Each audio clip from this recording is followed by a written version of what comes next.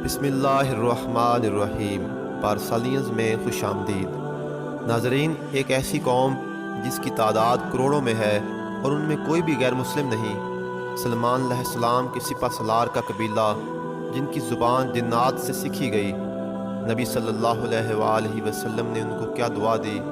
وہ قوم جن کو خالد بن ولید نے مدد کے لیے بلایا اور پھر اپنی بیٹی بھی ان کے سردار کے نکاح میں دی۔ ان کو فارسی میں پشتون، ان کی مقامی زبان میں پختون اور اردو میں پٹھان کہا جاتا ہے۔ آج ہم آپ کو یہ تمام حقائق مکمل تحقیق کے ساتھ بتائیں گے۔ اگر آپ ہمارے چینل پر نئے ہیں تو ہمارے چینل کو سبسکرائب کر لیں اور بیل آئیکن کو دبا دیں تاکہ اسلامی، تاریخی اور سائنسی موضوعات پر تحقیقی ویڈیوز آپ کو ملتی رہیں۔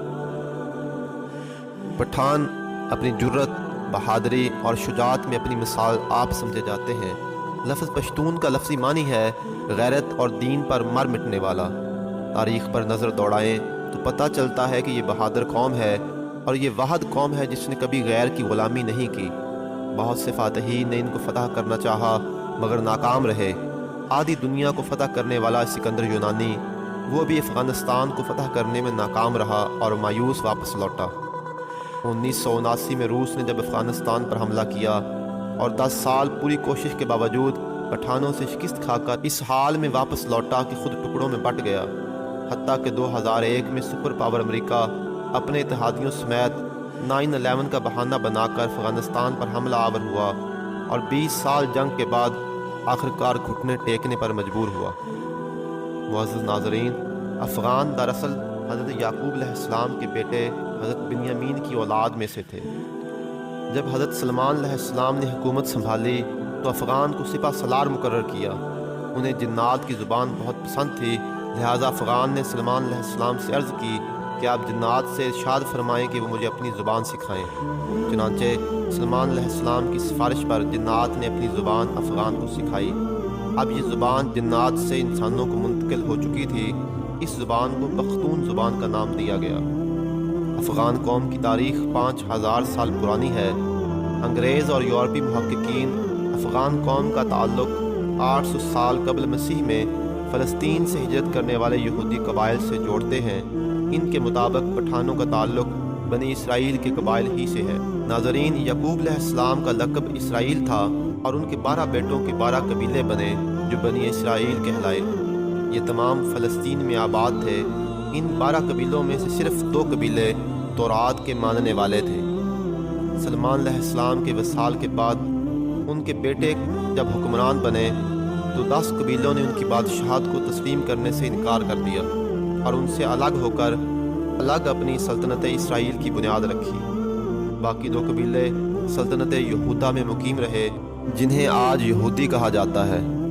ناظرین، 800 قبل مسیح میں بابل کے بادشاہ بخت نصر نے اسرائیل پر حملہ کر دیا اور بنی اسرائیل کے بے شمار لوگوں کو قتل کر دیا۔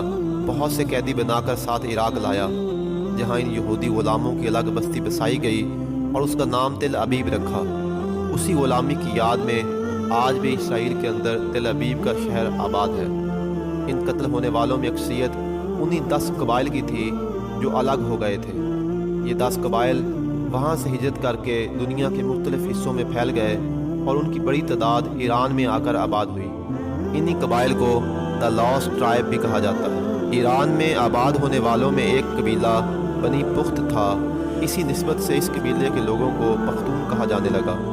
یہ لوگ یہاں سے ہجرت کر کے آرمینیا اور یونان چلے گئے اور وہاں سے پھر طویل ہجرت کے بعد ہندوستان، افغانستان اور سندھ کی بڑی بندرگاہوں تک پہنچے، جہاں سے کابل، قندھار، سوات، بلوچستان اور باقی علاقوں میں پھیل گئے۔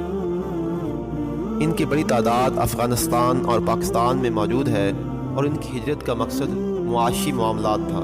ناظرین، افغانستان کے آخری بادشاہ ظاہر شاہ بھی اس کی تصدیق کرتے تھے کہ ہمارا تعلق بنی اسرائیل کے بنیامین قبیلے سے ہے۔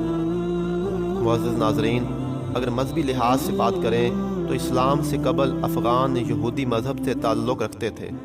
حضور صلی اللہ علیہ وآلہ وسلم کی آمد کے بعد حضرت خالد بن ولید رضی اللہ تعالیٰ عنہ توحید و رسالت کا پیغام لے کر افغان قبائل کے پاس گئے۔ اس وقت پٹھان قوم کا سردار قیس عبرانی تھا جو بنی اسرائیل کے ایک قبیلے کی 37ویں پشت سے تھا۔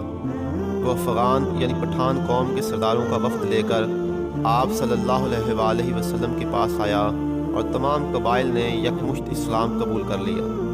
آپ صلی اللہ علیہ وآلہ وسلم نے اس کا نام پوچھا تو اس نے قیس عبرانی بتایا۔ آپ صلی اللہ علیہ وآلہ وسلم نے اس کا نام عبد الرشید رکھا۔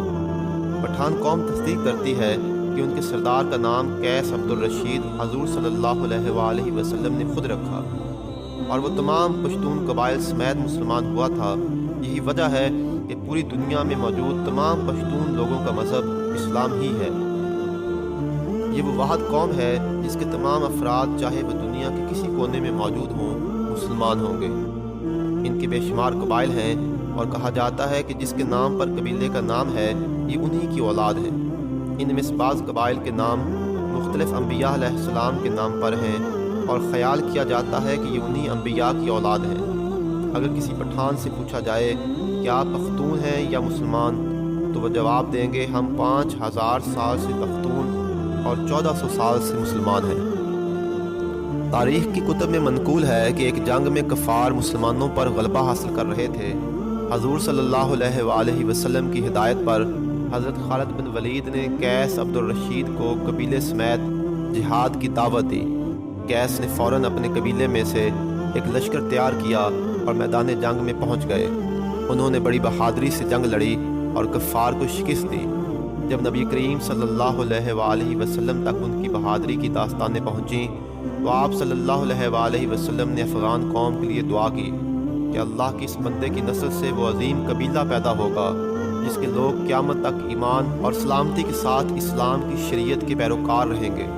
آپ صلی اللہ علیہ وآلہ وسلم نے یہ بھی فرمایا کہ اللہ اس کی آل کو فروغ بخشے گا، ان کی تعداد بہت زیادہ ہوگی اور اسلام کی فروغ میں ان کو وہی حیثیت حاصل ہوگی جو بتان کی ہوتی ہے۔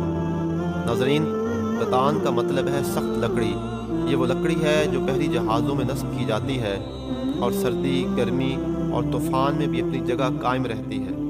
یہی بتان کا لفظ برصغیر پاک و ہند میں پہنچ کر پٹھان بن گیا اور افغان قوم کو پٹھان کہا جانے لگا۔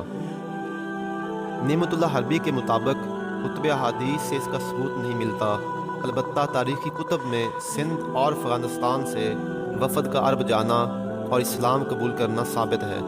یوں بھی تمام قبائل اور گروہوں کا قبول اسلام کا تذکرہ کتب حدیث میں موجود نہیں، لہٰذا انہی تاریخی روایات پر ہی اکتفا کیا جاتا ہے۔ مدینہ سے واپسی پر ایک انصاری صحابی کو ان کے ہمراہ روانہ کیا گیا تاکہ ان کو اسلام کی تعلیم دیں۔ حضرت خالد بن ولید رضی اللہ تعالی عنہ نے اپنی ایک صاحبزادی بھی ان کے نکاح میں دی۔ ناظرین، یہ اللہ کے نبی کی دعا کا ہی اثر ہے کہ اس قوم میں جہاد کا جذبہ آج تک موجود ہے اور یہ نفاذ شریعت کے لیے آج تک پرعزم ہے۔ کہا جاتا ہے کہ قیامت کے قریب امام مہدی کے لشکر میں شمولیت کے لیے پٹھانوں کا ہی ایک لشکر خراسان کے علاقے سے نکلے گا جو دجالی فوج سے مقابلہ کرے گا۔ بالآخر یہ بیت المقدس میں اپنا علم نصب کریں گے۔ آپ کو ہماری ویڈیو کیسی لگی ضرور کمنٹ کر کے بتائیے گا، اور اگر آپ نے ابھی تک ہمارے چینل کو سبسکرائب نہیں کیا تو ہمارے چینل کو سبسکرائب کر لیں۔ اللہ آپ کا حامی و ناصر ہو۔ اللہ حافظ۔